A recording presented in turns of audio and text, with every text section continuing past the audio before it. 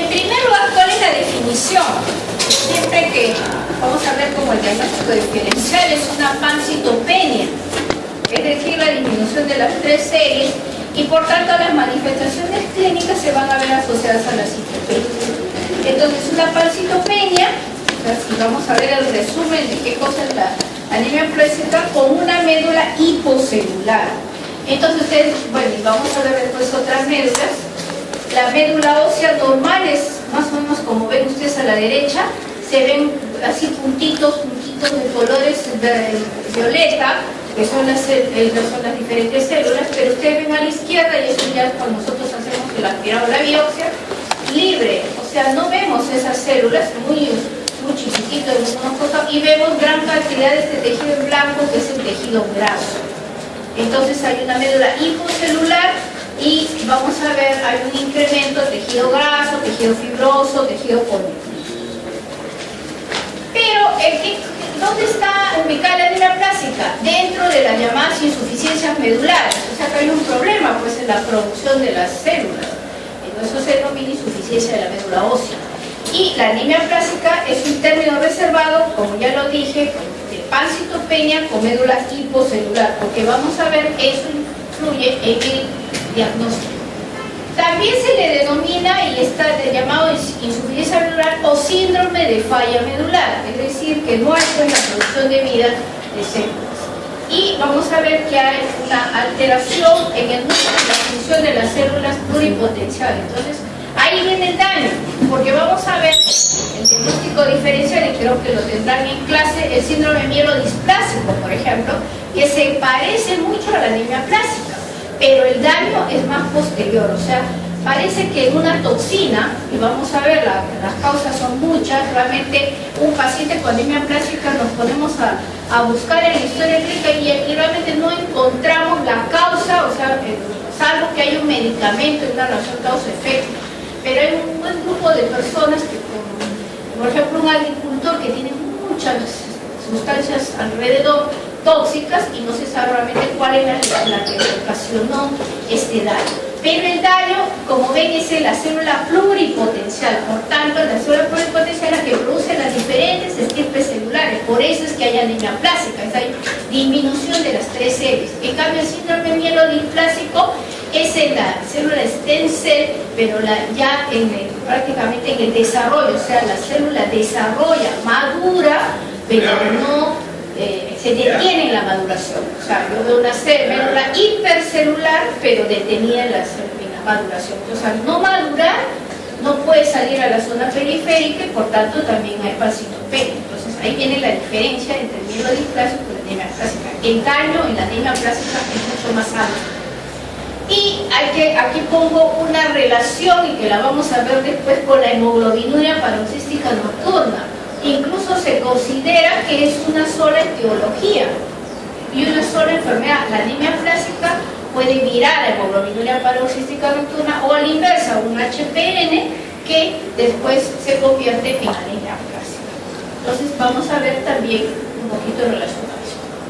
Entonces, cuando hablamos de insuficiencia medular, o falla, o secuestro, como queramos decirle, tenemos que recordar esta clasificación, en la que vamos a ver una clasificación en relación a la cantidad de células, una cuantitativa, donde hay pues una realmente disminución de las células. Ahí estamos hablando de las aplásicas, que pueden ser globales, y aquí sí tenemos la anemia plástica, porque hay la disminución de las 3 series, y vamos a ver, puede ser adquirida o puede ser congénita, y las parciales, donde tenemos el daño se produce en una sola estirpe celular.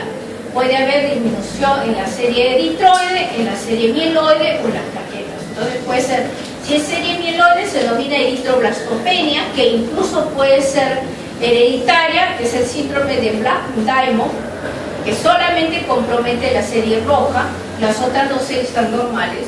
La neutropenia, que hay un cursillo, las neutropenias son dentro de las formas cuantitativas las más frecuentes, y que la vemos comúnmente en muchos pacientes. y la trombocitopenia, pero estamos hablando de la trombocitopenia amegacariocítica, es decir, que aquí porque fuese congénita o adquirida, hay una disminución en la producción de los megacariocitos, y ustedes saben que los megacariocitos son los que en la médula ósea producen las plaquetas. Entonces, vamos a hablar solo de la global, y dentro de la global, la anemia clásica. Porque tenemos también las cualitativas. En las cualitativas, ¿qué significa? Que hay un buen número de células, pero que no funcionan. Y cuando hablamos de cuando hay disfunción, o sea, no hay funcionamiento adecuado, se denomina dis. O sea, ustedes añaden el sufijo dis al daño, probablemente el estirpe celular. Entonces tenemos las parciales, que también es cuando hay una sola serie, puede ser diseritropoiesis, cuando se afecta a serie roja, disgranulopoiesis, la serie blanca, y dismegacarioploiesis, la serie de plaquetas. Pero acá tenemos las globales, y dentro de las globales que afectan todas las series, estamos con el síndrome mielodisplásico, que probablemente tengan ustedes una exposición en relación a esto. Entonces, ustedes están viendo, se parece, las manifestaciones clínicas de una u otra van a ser similares, y la médula ósea es lo que nos va a ayudar al diagnóstico. O sea, toda pancitopenia, y eso también recuerden, es sinónimo de función de la médula ósea. No podemos tener un paciente con pancitopenia y estar esperando, digo, no puede ser esto, no. Inmediatamente, apenas veo el hemograma que hay pancitopenia, lo tengo que aspirar. ¿Para qué? Para definir la alteración probable que se ocurre en la médula ósea. Y también nos ayudará al diagnóstico. Y tenemos esto que salió en el blog en el año 2006, la relación, y esto realmente ahora se está determinando muchísimo, la correlación de muchas enfermedades que al final parece que son de una sola línea celular, de un solo daño en la médula ósea, que pueden condicionar, ustedes ven, todas las patologías prácticamente hematológicas, ¿no? Y aquí tenemos, por ejemplo, se correlacionan estas patologías. Tenemos la anemia plástica, que es lo que nos atañe ahora, pero tenemos este otro grupo, la hemoglobinuria paroxística nocturna, que como le dije, es una correlación, o sea, actualmente hay mucha relación entre anemia plástica y hemoglobinuria paroxística. Tenemos aquí la mielodisplasia, que hay un grupo de patologías que se denomina hipoplasia mielodisplásica, o sea, en lugar de que hay hipercelularidad, hay hipoplasia. Entonces, semeja mucho a la anemia plástica, y acá la diferencia cuando nosotros revisamos en la microscopía, cuando vemos en la médula ósea, y ahí es donde vamos a diferenciar, y vamos a ver que en la anemia plástica hay disminución de la celularidad, pero ¿qué predominan? La estirpe linfocitaria. En cambio, en la hipoplasia, en la mielodisplasia hipoplásica, predomina la serie blanca, o sea, vamos a ver serie mieloide, con diferentes estadios, pero anómalos, con problemas en la maduración, y en ambos hipocelularidad. Entonces, pero ustedes ven, a veces parece un solo grupo de patologías que se van a ir correlacionando. Después tenemos la linfocitosis a células granulares grandes, que también se puede ver en niños. Tenemos la trombocitopenia megacariocítica, la granulocitosis, la aplasia de células puras, que esta es la eritroblastopenia que les comenté, y acá tenemos el gran grupo de las lesiones agudas. Y como están viendo, esta se correlaciona con la mielodisplasia. Entonces, ustedes también van a ver que algunos pacientes con mielodisplasia, en el transcurso de los años, pueden mirar a lesiones agudas, porque todas tienen un factor común: el daño, la toxicidad. Todos estos están basados en la toxicidad o el daño por alguna noxa, sea congénita o sea adquirida, de la médula ósea en diferentes niveles de su maduración. Entonces, en relación ya a la anemia plástica, tenemos dos etiologías, como comentamos: la etiología hereditaria, que viene ya por el niño nace o la niña nace con problemas ya de pancitopenia, Y dentro de este grupo son 3 patologías: la anemia Fanconi, la anemia de Diamond-Blackfan y el síndrome de Schwann-Diamond. De estas 3, ¿cuál es la más común? Es la anemia de Fanconi, que vamos a hablar, por tanto, algo en relación a esto. Y se va a presentar en los niños.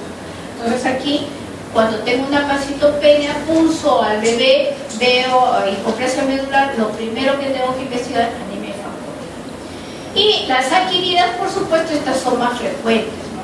Tenemos la gran gama de patologías se asocia en relación idiopática, porque como les comenté, nosotros, sobre todo en el Perú, somos multifarmacia. Ustedes se van y en lugar de que la persona se vaya al médico, va al farmacéutico, a la farmacia, que ni siquiera es farmacéutico, al que le atiende en la farmacia, y le dice: mire, tengo una diarrea, ¿qué me da? Ah, tómese tal cosa. Entonces, sin receta, sin nada. Entonces, acá hay muchos fármacos que recibimos, que no sabemos alguno de estos puede ser el problema, vamos a ver cuáles. Infecciones, acá tenemos el virus de la hepatitis, pero también el parvovirus B19, sobre todo tiene una selectividad de dañar la célula multipotencial. Ciertos productos ya que se han determinado que son tóxicos, el benceno, por ejemplo, las personas que sin mayor protección trabajaban con una serie de productos, podrían también por años hacer anemia plástica. Las radiaciones, que esto ya es conocidísimo y se estudió mucho en relación justamente a las bombas atómicas que cayeron en Japón, en Hiroshima y Nagasaki, y ahí pues la gran cantidad de pacientes que justamente ahí surge mucho la relación de la radiación con enfermedades como lesiones agudas, sobre todo anemias aplásicas, mielodisplasias fundamentalmente. Y la citotoxicidad por quimioterapia, que eso también es común. La quimioterapia, los diferentes quimioterápicos, su principal mecanismo precisamente es dañar dañar la mitosis celular, pero que lamentablemente pues daña a la célula cancerígena, pero también a las células normales de los. Entonces, pero de todas estas, salvo si tenemos esa correlación con el uso de radiaciones, con el uso de quimioterápicos, si es una persona que no tiene mayor antecedente, todo se considera idiopática. Entonces, aquí también ya lo que vemos, la aplasia medular idiopática, y las secundarias es que consideramos algún tipo de relación. Por ejemplo, nosotros hemos tenido hace poco una paciente que estaba recibiendo un antirreumático y a la semana, más o menos estaba ya 15, 20 días con ese tratamiento, la de penicilamina, y comienza a sentir un dolor en garganta, hace fiebre, comienza a hacer dificultad respiratoria, llega al hospital, pancitopenia y la médula era hipocelular. Y ahí sí hay una correlación con la de penicilamina. Entonces, si es que existe una correlación, podríamos determinarla, si no, queda como patología idiopática. Y aquí tenemos también lo que comentaba, las toxinas industriales. Por eso es importantísimo la bioseguridad en el trabajador. A veces hay que ser muy estrictos porque hay muchos, por ejemplo, tenemos pacientes que son pintores o que son carpinteros. Entonces, esas sustancias que constantemente la persona usa en el trabajo, y no todos lo hacen. Por eso se describe cierta susceptibilidad, tiene que haber una susceptibilidad de las personas para poder hacer estas operaciones. Los virus, como les comenté, el citomegalovirus también, a pesar de que la gran mayoría de nosotros somos citomegalovirus positivos, en algunas personas por cierta circunstancia podría ser una causa. Enfermedades inmunológicas, el timoma, aquellas personas que todavía conservan el timoma, que no regresiona, podría ser anemia plástica en el curso de su vida.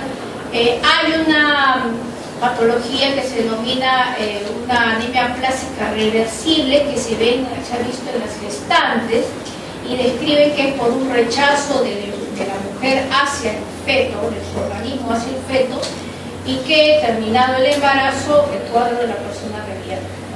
se han descrito casos muy ocasionales de hemorragia que se encuentra de hemorragia paroxística nocturna, que ya hemos dicho que hay una correlación estrecha con la narcolepsia.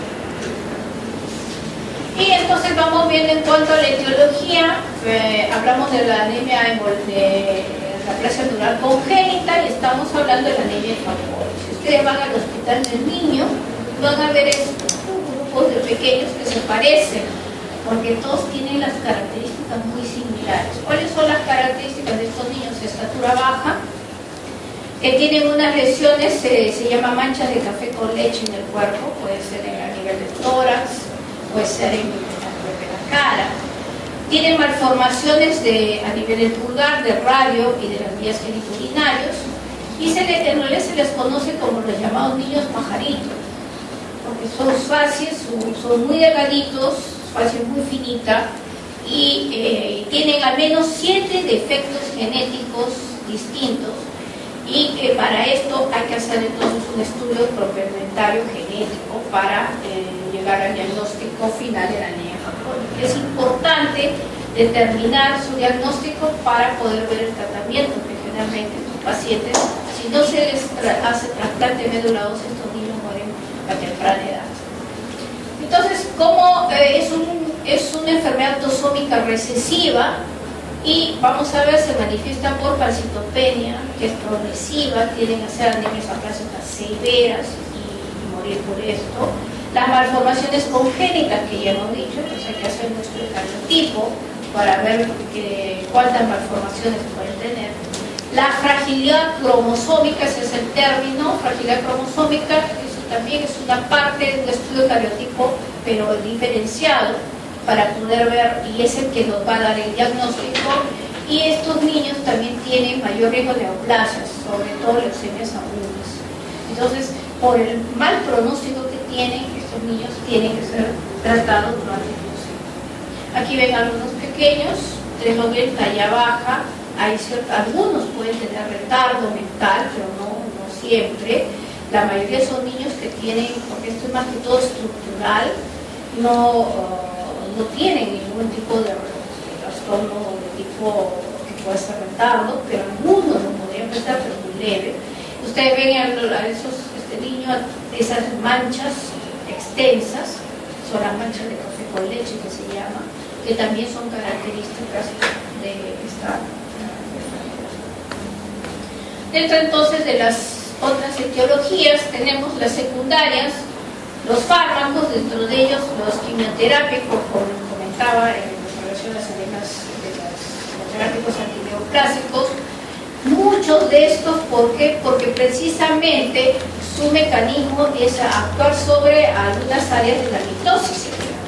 Por eso es que actualmente los protocolos, y eso las tendencias, es el uso de los anticuerpos monoclonales. Ya que estamos usando, miren, nosotros tenemos un atraso de casi 20 años en relación a los países del primer mundo, en el uso de los productos biológicos. Estamos hablando de los anticuerpos monoclonales, y el más usado y el que realmente está ya, han entrado ya 2 más, pero el que ya estamos usando con cierta regularidad es el rituximab, que es usado principalmente para el tratamiento de los linfomas. Entonces, ¿qué ocurre en las incluso instituciones, hospitales en Estados Unidos, por ejemplo, hacen incluso anticuerpos monoclonales directamente dependiendo de la cepa del cáncer que van a tratar? ¿Para qué? Para concentrar el medicamento precisamente en la célula que tiene el antígeno anómalo e impedir precisamente la destrucción de las células que son normales. Todos estos causan daño, y algunas veces irreversible, en las diferentes series de la médula ósea, ¿no? Entonces, agentes alquilantes, estamos hablando de la ciclofosfamida, antimetabolitos, tenemos el metotrexate, por ejemplo, el antimitóticos y incluso algunos antibióticos que podrían causar la depenicinamina, tenemos el anfotericin, pueden causar también daño en la médula y condicionar diferentes daños. Tenemos otros antimedicamentos que pueden causar anemia plástica. Recordemos el famoso cloranfenicol, que por ejemplo en el país, en Estados Unidos, está prohibido, y ustedes ven que también en nuestro país ya el cloranfenicol no está siendo usado, pero no es porque nosotros tengamos, parece que allá hay una predisposición de este medicamento en la raza blanca para producir anemia plástica, y por eso es que en Europa y en Estados Unidos ya han sido prácticamente eliminado este producto, que es de uso muy común, y ustedes saben, la fiebre tifoidea. En nuestro país se han descrito, sí, en la Universidad Cayetano Heredia se publicó en los años 70, cuando salió el boom esto de que el cloranfenicol condicionaba la anemia plástica, algún caso de tanto que se ha usado y hasta ahora que se usa el cloranfenicol, de muy pocos casos en forma aislada de la anemia plástica en relación a ese medicamento. Entonces se describe que hay una susceptibilidad dependiendo de la raza. Pero el cloranfenicol nos puede dar dos alteraciones. Uno es la anemia plástica y el otro es la anemia sideroblástica, que es como si fuera una mielodisplasia y un problema en la maduración celular que es reversible al retiro del cloranfenicol y está más en relación a la dosis. O sea, hay 2 grados de toxicidad. En la anemia plástica no es dependiente de dosis, es susceptibilidad de la persona. En cambio, la anemia sideroblástica, la anemia que consideramos sideroblástica, es en relación a toxicidad, propiamente por una alta dosis, y eso es por un tratamiento, por ejemplo, amplio, para la fiebre tifoidea, por ejemplo. Retiro el medicamento y la médula comienza a recuperarse. Entonces es reversible.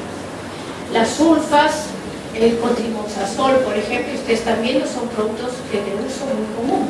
Hemos tenido, sí, por ejemplo, un paciente con anemia plástica que recibió ibuprofeno, entonces toma por un problema antiinflamatorio, que tenía un problema articular, y tomó por unos 5 días, y a los 15 días siempre se relaciona, el problema empieza con una infección orofaríngea. Ese es lo típico cuando se hace el estudio, ya lo relacionamos con la anemia plástica.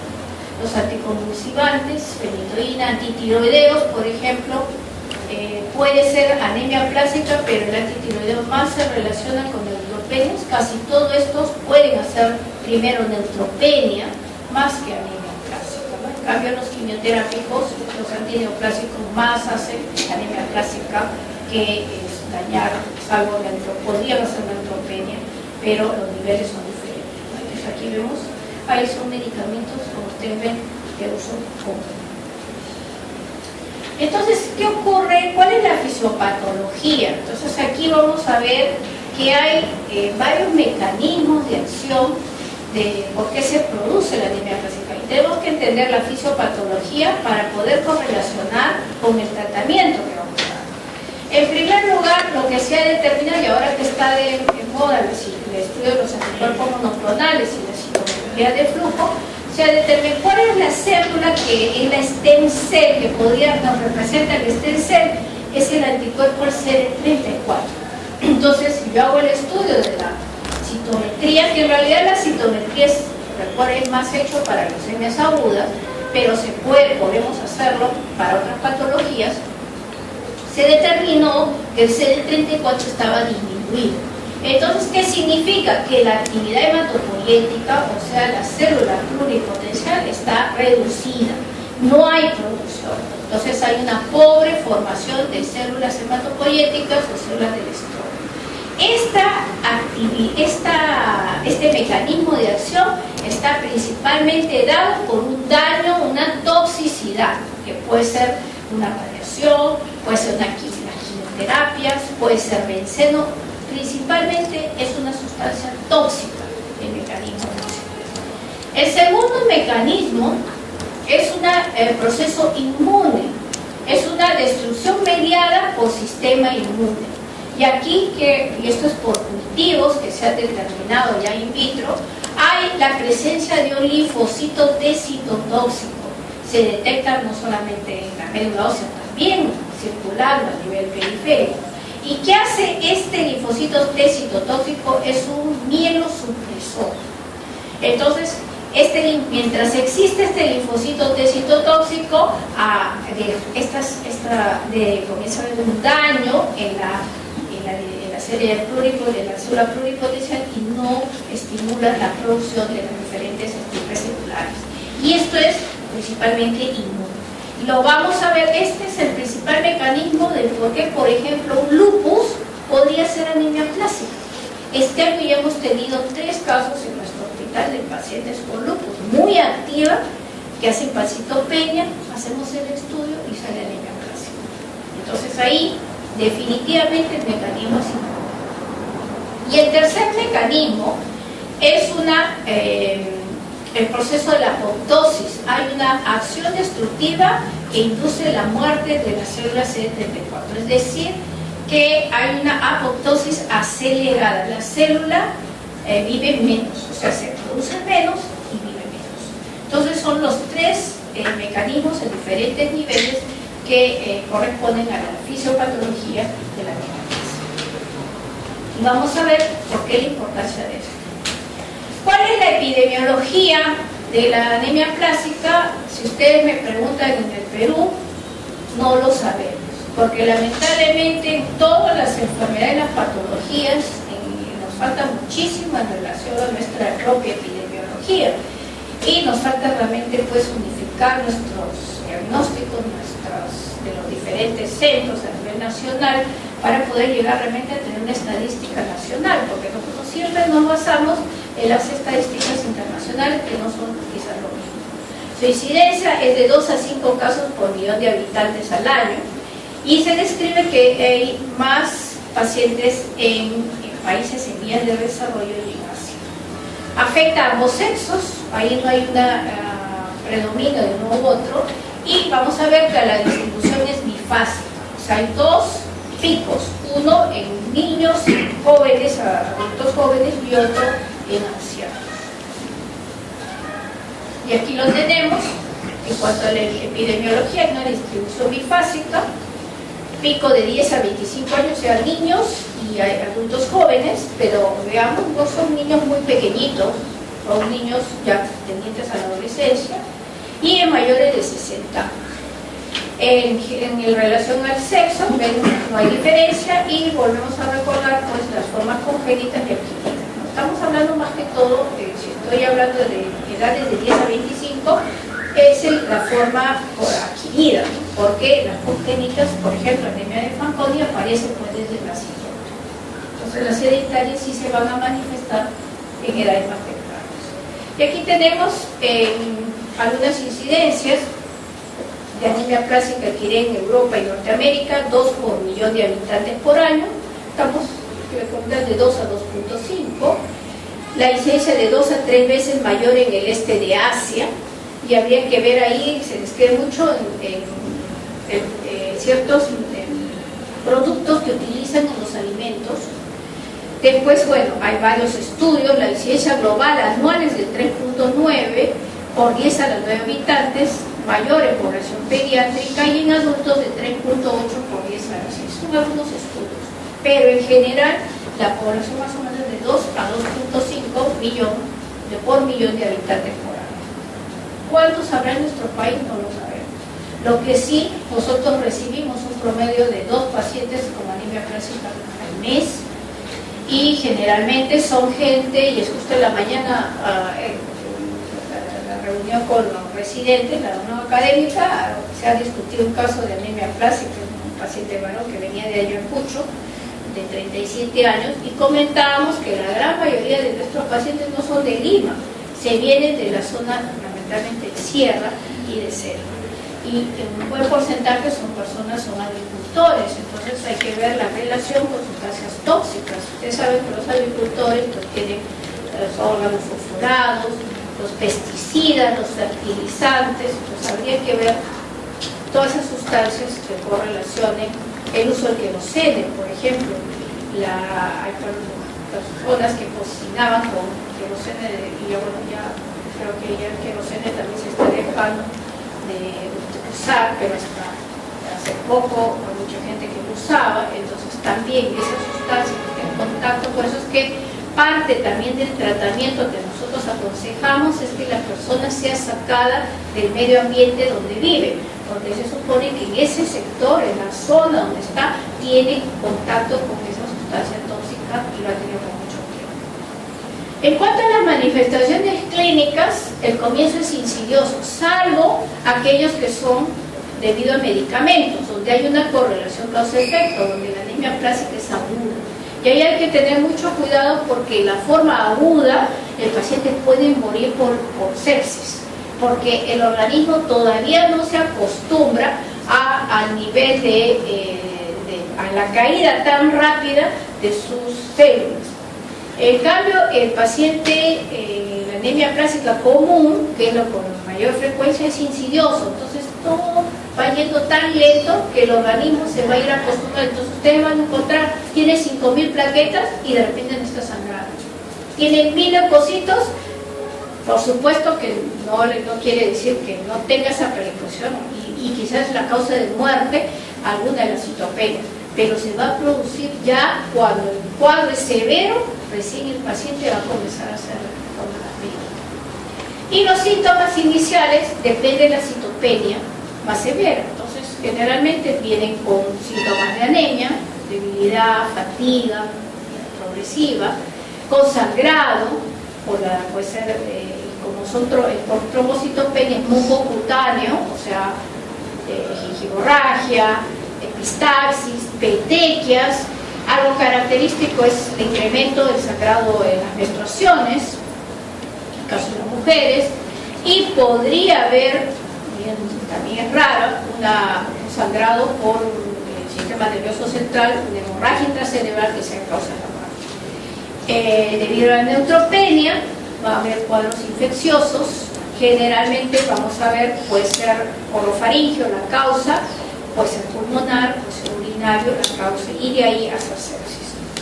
Y algo característico del examen físico, recuerden, va a haber palidez por la anemia, petequias, equimosis, pero, y eso sí es algo característico, no hay visceromegalia, no hay adenopatías. O sea, si ustedes ven un paciente con pancitopenia y le palparon vaso o le encuentran ganglios, ese paciente probablemente es una leucemia aguda.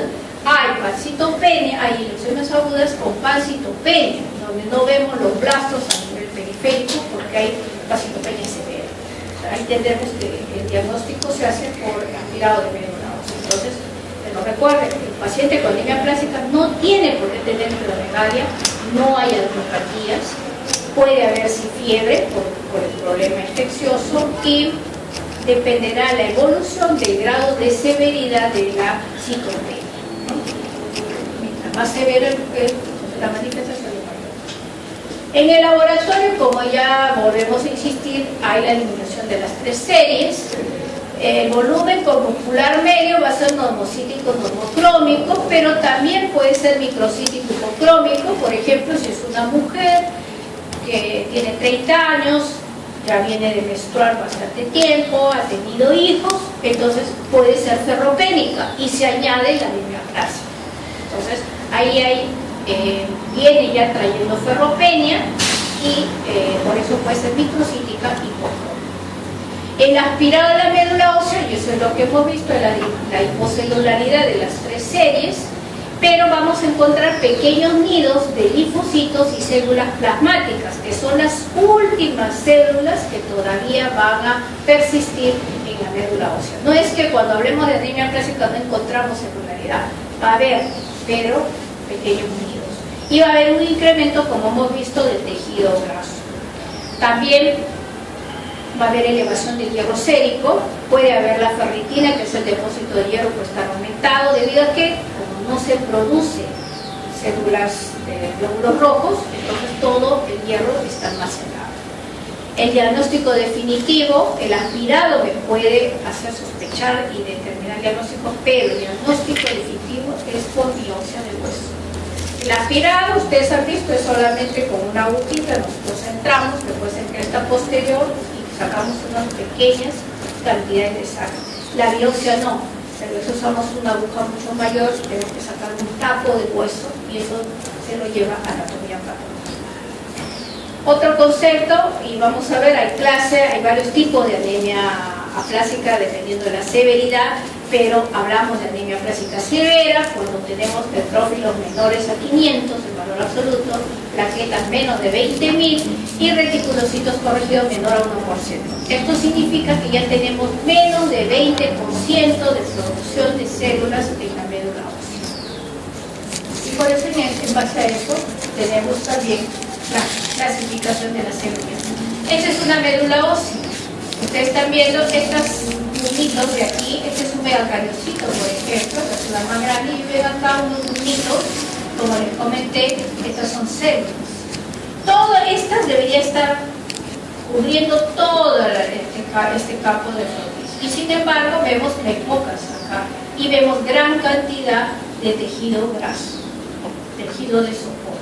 Entonces, si vemos en la biopsia esto, definitivamente es diagnóstico de supergrasa. Y aquí son las categorías en relación al grado de severidad, lo que les comentaba: moderadamente severo, grave y muy severo. Entonces, dependiendo de esto, va a ser el pronóstico del paciente.